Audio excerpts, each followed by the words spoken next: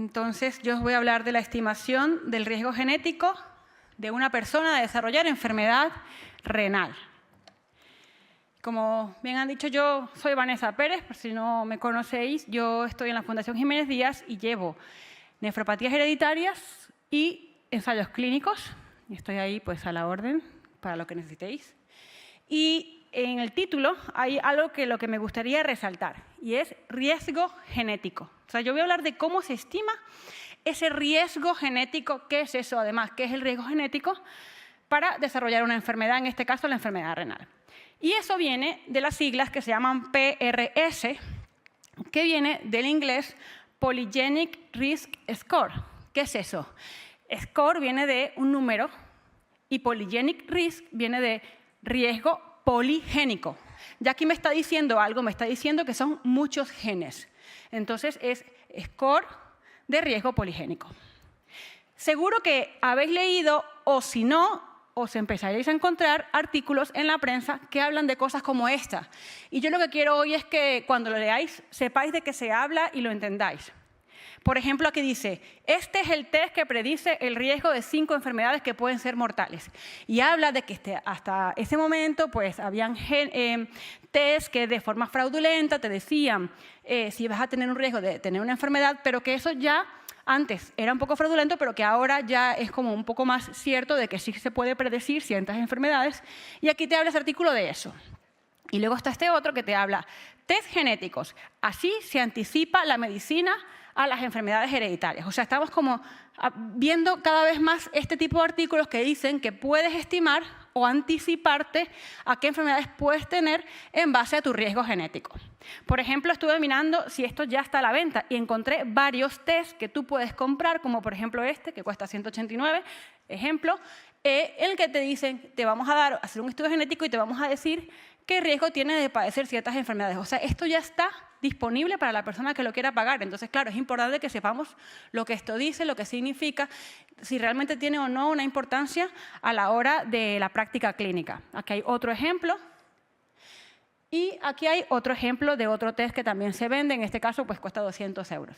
Entonces, es un poco porque ya está disponible y yo creo que cada día más. Y vamos a encontrarnos tanto pacientes que se lo hagan como que vengan a la consulta y te digan, doctora, me he hecho este test, ¿y esto qué significa? Y muchos médicos tampoco saben, porque esto es algo muy novedoso. Nosotros hoy vamos a saber lo que es eso. ¿Qué es PRS? O sea, ¿qué es esto de riesgo poligénico? ¿Qué es? Yo creo que antes de hablar de esto no podemos empezar la casa por el tejado, porque claro, yo te voy a hablar de riesgo poligénico, pero hay cosas que yo creo que tenemos que entender antes para poder saber a qué llamamos riesgo poligénico. Y para eso hay que saber a qué llamamos enfermedad genética. ¿Qué es? Cuando yo digo es una enfermedad genética. Mirad que en la palabra genética he resaltado la palabra gen. Todos sabemos que tenemos órganos en nuestro cuerpo y que esos órganos son importantes para que estemos bien, para que podamos vivir, ¿no? Todos los órganos, el corazón, los riñones, intestino, pulmones, todos. Los órganos están formados por tejidos y están formados por células que hacen esos tejidos. Esas células que forman el órgano tienen una función y ellas tienen que hacer funciones para que los órganos funcionen. Las células tienen la información de lo que tienen que hacer dentro, como la guía, como el libreto. Esto es lo que tienes que hacer tú. Y eso está en el ADN, que está dentro de cada célula. Y cada célula sabe qué parte de ese ADN va a usar. No lo va a usar todo porque tiene su papel, tiene su órgano. Y eso está en el ADN. Es como si ellas fueran chef y tienen que hacer una tarta y tienen que buscar la receta. Pues esta tarta lleva harina, lleva azúcar, lleva leche, y esta la voy a mezclar y voy a sacar esta tarta. Pues parecido, las células hacen proteínas que van a hacer una función, las proteínas llevan ciertos aminoácidos, esos aminoácidos están en el ADN, en la forma en que tienen que ponerse, y ella simplemente, lleva el aminoácido tal, lo pongo así y se hace así la proteína. Cuando en el ADN tenemos información para una proteína, esa parte se llama gen. El gen es una parte del ADN que tiene información para que se forme una proteína y por eso se llama gen. Si hay un defecto en el gen, no se va a formar la proteína y ese órgano no va a poder ejercer esa función y no va a poder funcionar bien. Entonces, de ahí viene lo que estamos hablando, ¿no? Si hay un defecto en el gen, va a haber un defecto en la proteína. Imaginaros que quiero hacer la tarta y en lugar de decir que le ponga harina, dice que le ponga cemento. La tarta se va a hacer, pero no va a tener una función correcta, porque no va a ser una tarta, no va a ser algo comestible. Parecido. Si esa información tiene un defecto, pues la proteína se va a producir de forma defectuosa y no va a hacer esa función. O si esa información de repente dice, y usted le agrega y se quedó sin información, se perdió, no se puede hacer nada. En lugar de ser una proteína defectuosa, pues no se hace proteína porque hay una variante en ese gen. Entonces, como es una alteración en el gen, se llama enfermedad genética. ¿Ok? Ahí ese tema ya nos queda claro. ¿A qué me refiero con enfermedad genética?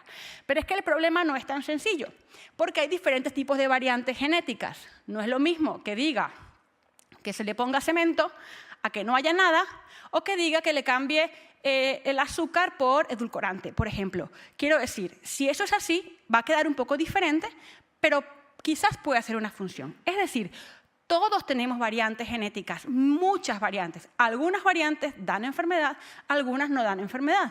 Por eso somos diferentes, ¿vale? Y entonces, hay variantes que no solamente son muy importantes y que el hecho de que estén ya dan una enfermedad. Son variantes como, por ejemplo, aquí he querido representar las variantes que tienen un efecto muy grande, son muy raras, es decir, que es muy poco frecuente que alguien las tenga, son enfermedades raras, y con que haya una variante grande de gran efecto en ese gen ya es suficiente para que haya una enfermedad.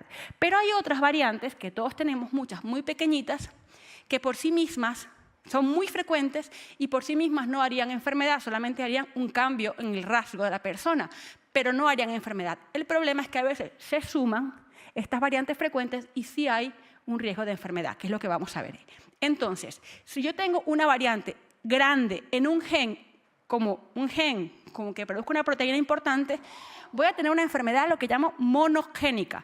Mono viene de uno. Una enfermedad monogénica es porque hay afectación de un gen, pero es una afectación tan grande y tan importante y suele ser una enfermedad rara o ultra rara y ya es suficiente para que haya una enfermedad.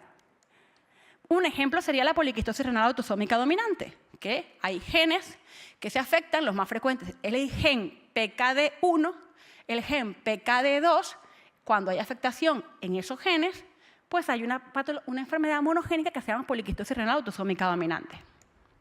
Pero luego está la enfermedad poligénica. Esa necesita muchas variantes, muchas variantes. Una sola variante de estas que son pequeñitas no es suficiente para que haya una enfermedad. No se produce porque haya una sola, porque es una variante muy frecuente, muchos la tenemos, y por sí sola no es suficiente para que haya enfermedad. Pero sí, cuando hay mayor número de estas variantes, hay mayor riesgo poligénico. Poli viene de muchos, mayor riesgo poligénico. Ya vamos entendiendo a qué se refería con el riesgo poligénico. Una suma de varias variantes que por sí mismas no causarían ningún problema. Las variantes con efecto pequeño no son suficientes para causar una enfermedad, nos hace ser diferentes. Por ejemplo, aquí hay un ejemplo. Mirad, esta persona tiene aquí una A, este tiene una G y tiene una T. Aquí hay unas variantes con respecto a la otra persona. No los hace ser enfermos, simplemente los hace ser diferentes. Estas variantes pequeñitas se llaman SNPs y por sí mismas no es ningún problema para la persona, son SNPs o polimorfismos. Entonces, que ya entendemos esta parte, podemos decir ¿qué es el riesgo poligénico? Pues el riesgo poligénico es el concepto que implica construir un modelo que sea predictivo, que pueda medir el efecto que tienen, ese efecto acumulativo de esas variantes comunes. Esto sería, cada una de estas flechas estaría simbolizando una variante de estas común que se llaman polimorfismos. Si tenemos estas poquitas, estamos en condición de salud, pero ya cuando tenemos muchas, podemos estar en condición de enfermedad. Es decir, suma las variantes genéticas de riesgo. Cada variante tendría un pequeño efecto sobre el riesgo general. Y cada uno tenemos un riesgo diferente para cada enfermedad. No estamos hablando de todas las enfermedades. Este es riesgo de tener enfermedades, no. ¿Qué enfermedad estoy hablando? Hay un riesgo para tener, por ejemplo, cáncer, por ejemplo, infartos, por ejemplo, enfermedad renal. O sea, es decir, Cada enfermedad tendrá sus variantes que aumentan el riesgo de tener esa enfermedad, que se sumen y que vean si hay mayor riesgo. Y la población se distribuiría como se distribuye en esta curva de normalidad. La mayoría de los individuos pues, tenían un riesgo intermedio, pero hay una parte de la población que se puede saber que tienen alto, el riesgo elevado de tener ese rasgo, esa enfermedad que yo estoy midiendo con ese Polygenic Risk Score. Y hay una parte de la población que tendrá incluso un riesgo disminuido con respecto a la población general. O sea, esto es importante. Hay un PRS para cada enfermedad y además el riesgo puede ser elevado, puede ser disminuido o puede ser intermedio como la población general. De hecho, este ejemplo lo saqué de uno de los test que os mostré. Dice, mira el ejemplo de uno de los informes que te daremos. Pues el informe, si lo hacemos más grande, va enfermedad por enfermedad y le va diciendo a la persona, en este caso, le dice, con respecto a la neurología, te pone cada enfermedad que mide y le dice, si el riesgo está disminuido con respecto a la población general, lo ponen en verde, si está aumentado con respecto a la población general, lo ponen en amarillo y el resto no dice nada porque es un riesgo intermedio. O sea que sabemos ya que con el PRS que va para cada enfermedad, se puede saber si está aumentado o disminuido con respecto a las variantes que se hayan medido en esa persona. Pero el PRS, y esto es una cosa lo más importante de todo, es que evalúa solamente la parte genética, la susceptibilidad genética que tenemos, el riesgo genético que tenemos para tener una enfermedad. Pero tener predisposición genética, tener un riesgo genético no significa que sí o sí vayas a tener esa enfermedad. Una cosa es tener el riesgo elevado y otra cosa es que sí vas a tener un infarto. Eso no te lo dice el PRS. Tú vas a tener un infarto a los 45 años. No, eso no te lo puede decir. Te dice, tienes aumentado el riesgo de tener esta enfermedad. Es como jugar a la lotería. Tú cuando juegas a la lotería no vas a ganar siempre. Depende del número de papeletas que tengas. Cuantas más papeletas tengas, hay más probabilidades de que ganes la lotería. Pues aquí igual. El riesgo genético son papeletas. Si tú tienes esas papeletas, pues tendrás más riesgo, ¿no?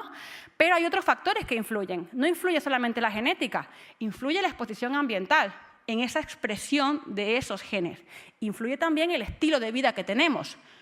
Por ejemplo, si una persona que nace con su PRS, que eso es una cosa que tenemos cuando nacemos, es la genética, no la podemos modificar en este momento, nacemos con nuestro PRS, pero si además fuma, tiene obesidad, se droga con drogas recreacionales o vive en ambientes de mucho calor, que esto también se ha visto que el calor extremo puede afectar la enfermedad renal, por ejemplo, o en lugares, ambientes tóxicos, o que tiene otras enfermedades y no se controla como la diabetes, la tensión, estos factores ambientales y estos factores de estilo de vida influyen en la expresión genética. Son más papeletas. Ya tenías las papeletas genéticas con las que naciste, pero tú le estás dando más papeletas para tener esa enfermedad porque se está sumando. Entonces, no solamente van a contribuir al riesgo de que tengas la enfermedad, va a contribuir también a qué características tiene, la edad en la que aparezca. Puede que aparezca antes porque tú has comprado más papeletas para esa lotería. Aparezca antes lo que habría aparecido esa enfermedad por sí misma, por el riesgo genético. O incluso la velocidad en la que progresa. Hemos visto que hay personas con una misma enfermedad que progresan más rápido que otras. Probablemente esas personas están influyendo tanto el riesgo genético como el estilo de vida y como los factores ambientales. Y luego también puede afectar si responde o no a ciertos tratamientos. O sea, todo esto tiene que ver todos los factores que hemos dicho. Entonces, que ya sé lo que es el PRS o el riesgo poligénico, ¿cómo se calcula? ¿Cómo lo hacen? ¿Cómo se hace esto, no? Entonces, lo primero es que tienen que secuenciar a un montón de personas. Se hace una cosa que se llama GWAS, que GWAS es secuenciar todo el genoma a un montón de personas y se buscan esos pequeños polimorfismos que ya están descritos, se llaman SNPs, y se buscan ese montón de polimorfismos y se miran cómo lo tienen. Y entonces separan la población que estoy estudiando. Ok, voy a mirar la enfermedad renal crónica. ¿Quiénes de estos tienen enfermedad renal crónica? ¿Quiénes no la tienen? Y comparo casos y controles. Y así es que luego dicen, pues, si esta variante está más en los casos, pues a lo mejor aumenta el riesgo de tenerlo. Si esta variante está más en los controles, a lo mejor protege de tener esa enfermedad. Y así es que se hace, comparando casos y controles y haciendo el GWAS. Requiere un tamaño de muestra muy grande. Cuanta más personas haya hecho GWAS, pues más válido, porque más voy a ver las frecuencias. Y también requiere que haya personas de todos los ancestros, que hayan africanos, europeos, latinos, porque así puedo saber si esa frecuencia está aumentada simplemente porque eres europeo y tienes similitud genética o es porque efectivamente se asocia a esa enfermedad. Con lo cual es importante que esté enriquecida con ancestros de todos los ancestros. Y, por ejemplo, aquí he puesto en el color naranja a los pacientes o los enfermos o los que tienen esa patología que yo quiero saber. Y en negro los que no la tienen. Pues yo puedo ver que una variante que en este puesto le he puesto con un circulito rojo, esa variante, al parecer, según lo que yo estoy viendo aquí, es más frecuente en los pacientes que en los sanos. Aunque hay algún sano que la tiene también, no pasa nada, pero sí que parece que está más en los pacientes. Entonces, te hace pensar, esta variante probablemente sume el riesgo. No significa que estén todos, está en un montón de los pacientes. Y luego hay variantes, como dije antes, que está más en los sanos o en los controles que en los casos. Y entonces, esta variante te puede decir, a lo mejor esta variante está protegiendo. Y una vez que se hace el GWAS y se mide, se buscan estas frecuencias, se hace un montón de ajustes por ancestría, se hacen cálculos, es una cosa bastante compleja y entonces terminan ya como sacando la calculadora. El PRS de enfermedad renal es este, porque miran todas estas variantes y se hace ese cálculo, ¿no? Se hace. El PRS va a ser mayor cuanto más de estas variantes, que son variantes con efecto positivo, o sea, variantes que aumentan el riesgo, el PRS va a ser mayor. Pero también va a ser menor si tienes variantes protectoras. O sea, esto es como una suma que depende de, hay variantes protectoras, pues entonces eso disminuye el valor del PRS. Puedes tener un PRS bajito, puedes tener un PRS alto, el bajito tendrás menos riesgo y el alto tendrás más riesgo de esa enfermedad. Y aquí pues os traje para que veáis que efectivamente unas se ponen como tiene usted menos predisposición de padecer esta enfermedad y en otros se dice tiene usted mayor predisposición porque el PRS para eso le salió bajito y para las otras le salió alto. Es por eso, de ahí vienen estas conclusiones que te da este estudio. Entonces el Polygenic Risk Score es un riesgo estimado de tener un rasgo determinado y se mide con OR, que es el riesgo estimado, odds ratio. En este caso, cuando es por encima de este valor, hay una odds ratio, o sea, un riesgo estimado de 2. Significa que estas personas que están en esta colita de la población tienen 2 veces más riesgo de tener la enfermedad que el resto de la población. Eso es lo que significa el riesgo estimado. Se mide en OR, odds ratio. Entonces, estos tienen 2 veces más riesgo que el resto. ¿Qué ha pasado con el riesgo poligénico? Ya que lo entiendo, sé lo que significa. ¿Qué se ha dicho en la enfermedad renal? ¿Qué hay hasta ahora? Pues hasta ahora este es el Polygenic Risk Score más actualizado que hay, que se ha creado para la enfermedad renal. Lo crearon en Nueva York, en la Universidad de Columbia, y ellos han identificado estas variantes, estos polimorfismos que pueden sumar el riesgo, y dentro de la población en el que se hizo, han identificado que el top 2%, o sea, esta colita de la población, tienen 3.26 veces más riesgo que el resto de tener una enfermedad renal en general. Entonces parece que vamos en buen camino, pero esto todavía es insuficiente para aplicarlo en la práctica clínica. Hay que hacer esto con más gente, más población y hacerlo más preciso. Pero esto es hasta ahora lo que se hace. Si alguien por ahí les vende un test de enfermedad renal, se refieren a este estudio que es el más actualizado, ¿vale? Que estima este porcentaje de riesgo con respecto a la población general. ¿Y qué ha pasado en las enfermedades monogénicas? Que yo creo que eso nos interesa a todos los que estamos en esta charla. Pues las enfermedades monogénicas, que ya sabemos lo que es, ¿no? Esas enfermedades que son causadas por una alteración genética en un gen que es suficiente para causar una enfermedad. Pues hay un estudio muy interesante de la misma gente que a personas que tienen, por ejemplo, poliquistosis. Primero, antes de ver la diapositiva, voy a explicarlo porque es más compleja esta diapositiva. Entonces, sabemos que alguien que tiene poliquistosis, incluso en una misma familia, teniendo la misma variante, algunos pueden ir más rápido y otros pueden ir más lento. Y todavía no somos capaces de decir por qué. ¿Por qué el padre o el hermano evolucionan diferente? Quizás el PRS tiene algo que decirnos aquí, y es lo que ellos parece que han demostrado. Aquí han puesto todos los pacientes que tenían una variante en PKD1 o PKD2, es decir, los genes que su afectación produce poliquistosis renal autosómica dominante. Todos los que están aquí tenían una variante en uno de estos genes.